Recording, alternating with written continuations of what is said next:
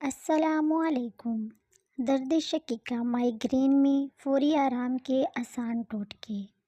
Migraine کا تعلق اعصاب کی بے سکونی اور بے آرامی سے ہے، لہٰذا یوگا کو اپنی زندگی کا حصہ بنا لیں۔ مریض دماغ کو قوت دینے والی غذائیں کھائیں۔ بازار سے چاروں مغز اور اس میں 25 گرام بادام اور 10 گرام اخروٹ ملا کر پیس کر دودھ کے ساتھ اس کا حریرہ بنا کر صبح اور شام اس کا استعمال کریں۔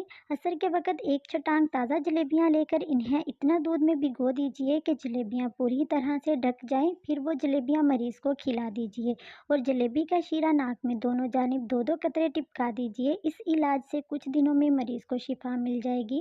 غذائی چارٹ کچھ یوں ہوگا: چنے کی دال کا حلوہ کھائیں۔ چنے کی دال ہفتے میں 1 مرتبہ کھائیں۔ مسور کی دال ہفتے میں 1 بار کھائیں۔